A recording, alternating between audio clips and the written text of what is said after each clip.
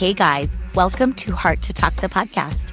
I am the host and creator, Teresa Caesar. My intention for this podcast is to deliver to you wisdom, inspiration, and consciousness through solo episodes and conversations amongst insightful people. It is my greatest honor to bring to you talks that come from the heart.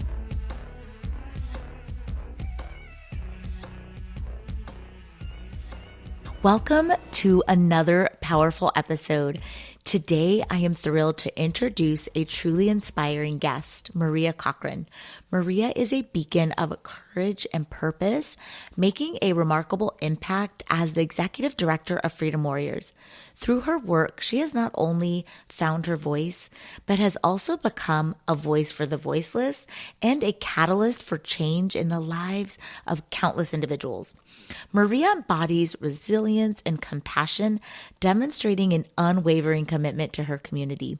Her dedication extends beyond her role at Freedom Warriors, as her and her husband have built an array of diverse businesses that reflect her passion for mindfulness, health, and wellness. In this episode, Maria is going to share her incredible journey, her advocacy efforts, and her wisdom. Get ready to be inspired as we dive into her story. I bring to you my conversation with Maria Cochran. I am so excited to have you on the show. Welcome to Heart to Talk podcast. Thank you. I am super honored to be here. Thank you for having me on the show. So I want to go ahead and start, Maria. Tell us about you, who you are, and what you do. So first of all, I'm a wife to an amazing man. We've been married for almost 25 years. And he's just been a full support. And one of the things that for me is the most important part of our relationship is that he has taught me and shown me what unconditional love is. Then I'm also a mother to 3 awesome kids, 1 adult and 2 teens, and I enjoy being their mother. I'm also a fierce advocate for children. And I'm also a business owner. We have European Wax Center. We have 3 locations locally, and then we have other locations outside of Arizona. What is so amazing about European Wax Center, it's most of our employees are single mothers. As part of the beauty industry, it's the amazing women that decide at some point that that's going to be their career.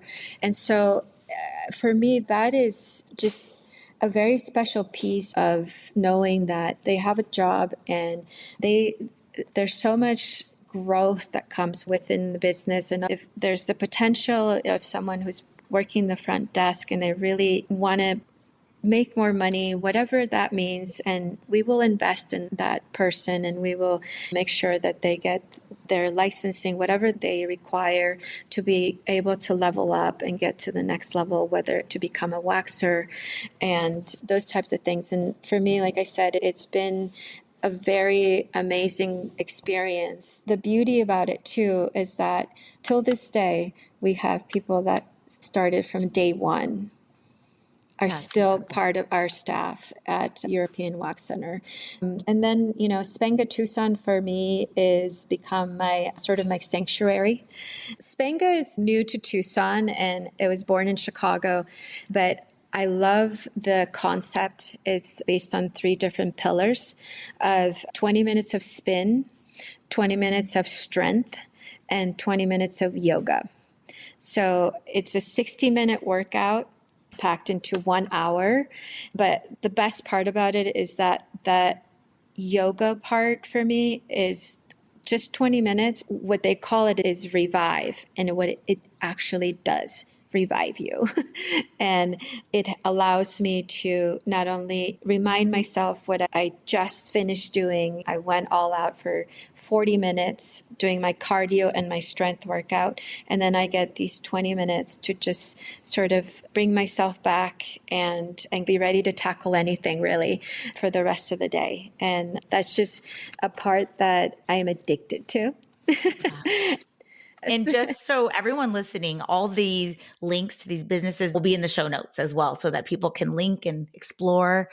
I'm just so excited to share this as I just learned about it And I'm like, oh Thank my you. gosh, that is going to be something that will be a game changer for someone's not only physical health, but mental health, Yes. emotional health. I've heard so many women, they're like, I feel like it was made for me. So For me personally, it's all about longevity these days. Longevity is about taking care of ourselves wholly, right? Our hearts, our minds. I'm 51 and my goal is to get stronger. And so we have a couple other franchises in companies in New York, and we also partner with an amazing organization, ECLI in New York, that also works with human trafficking survivors. And that's just part of having the people in the businesses, the people that work with us, just believe in us and believe in the mission. And that's just the universe. it is. It's so powerful. And that's how we got brought together. You think of it like Yes.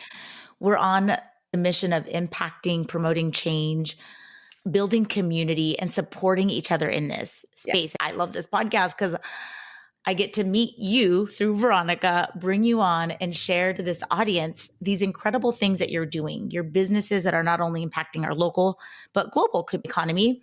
And then this mission as the executive director of Freedom Warriors, that's just a whole nother level of impact. But to be the woman to show up for all of that is so powerful. You and I talked before we recorded the significance of the health and wellness piece and mind, body, and soul.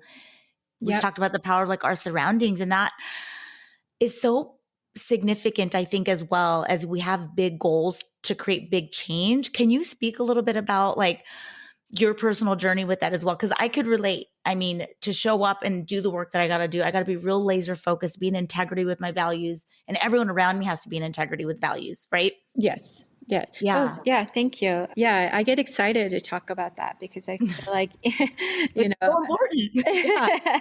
yeah. Well, I think it's so important to believe in ourselves, right? Believe that we can do anything. And really, no matter what the past, whatever that has been, absolutely, it's part of us. But there's so much opportunity for growth in that, in those areas. And then the biggest thing for me has been not just believing in myself, but loving myself, right?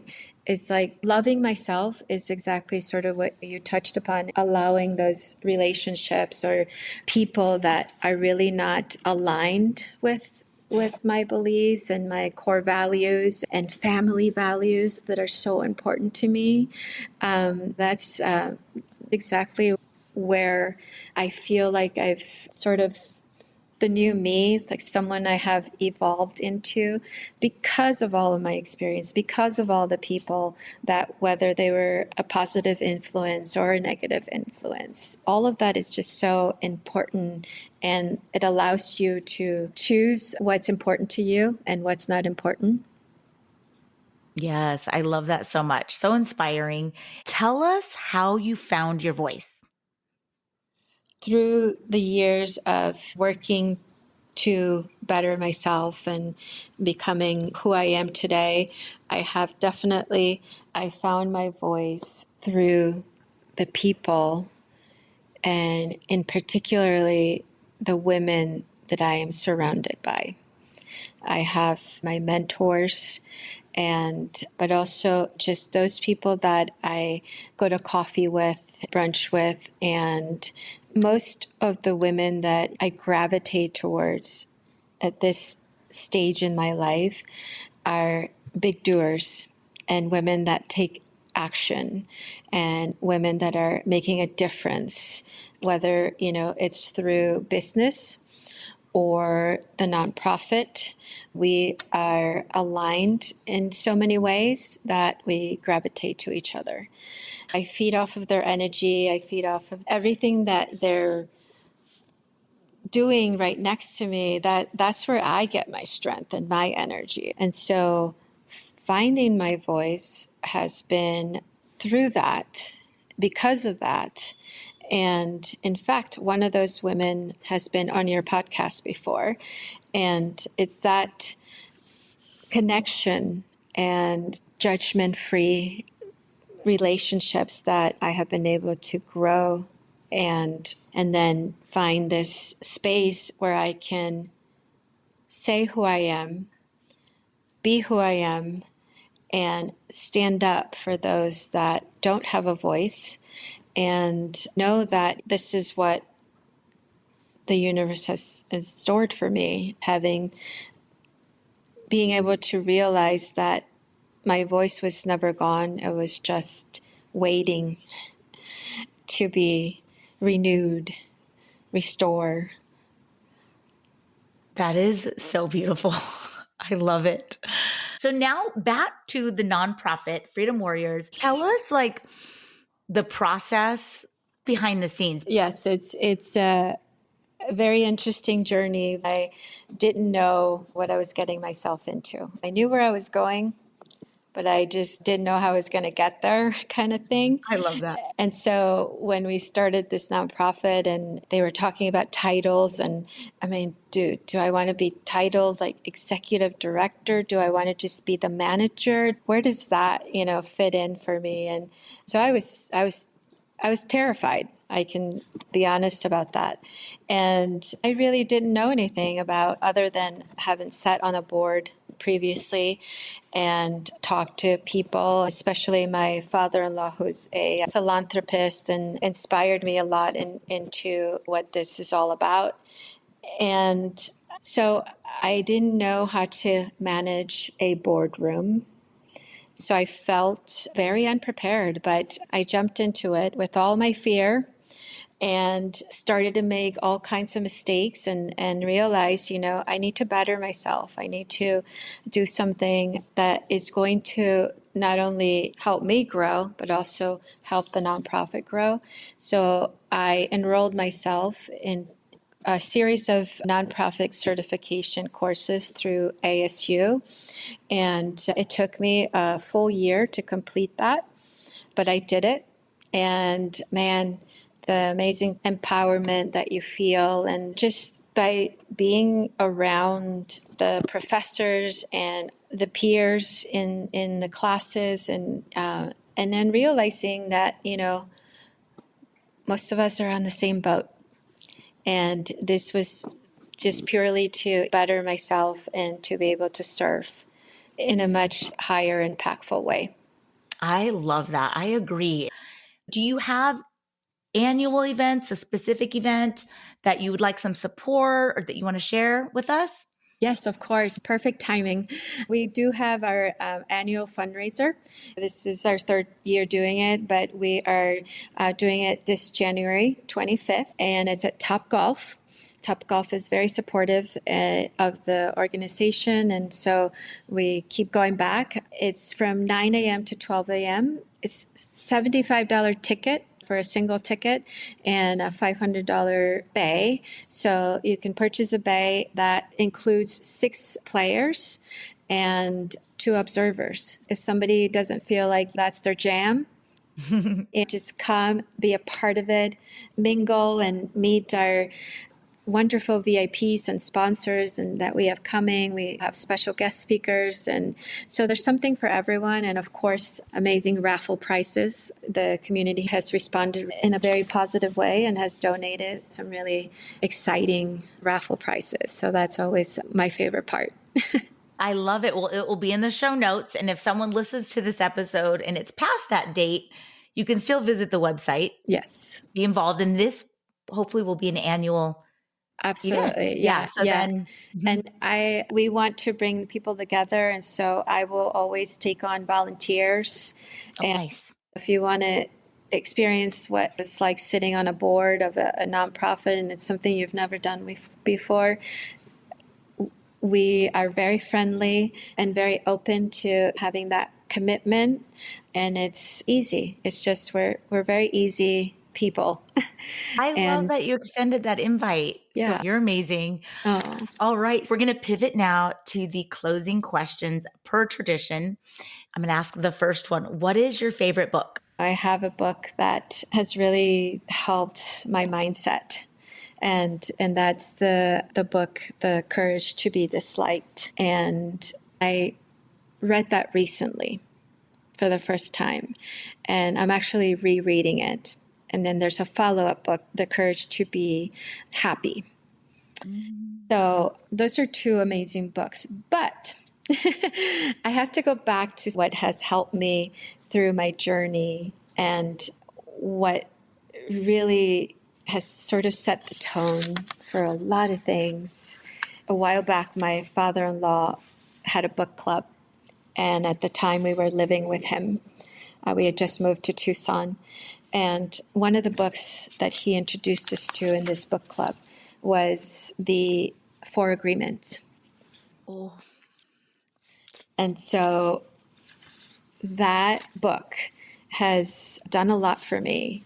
You know, the Four Agreements is just things that have always play in the back of my mind. And then not only that, for the last couple of years that I have been able to actually learn to journal, I will repeatedly write those four agreements down for myself.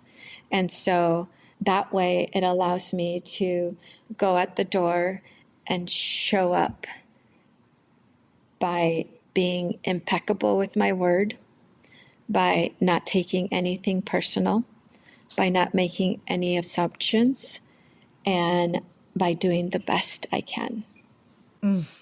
Beautiful. I love that book.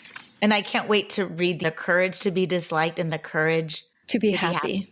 Thank you for those. I know it's hard to narrow down, but those are great, great books. The next question, what is your favorite quote? Yeah, so my favorite quote is by Gandhi, and it's specifically for freedom warriors, and where it just touches my heart. So to lose yourself in service is to find yourself. Beautiful. Love it. And then the last question, Maria, what do you want to be known for, your legacy? My answer is simple. I want my legacy to be being known for having the ability to provide that unconditional love. And I want everyone to remember that love heals.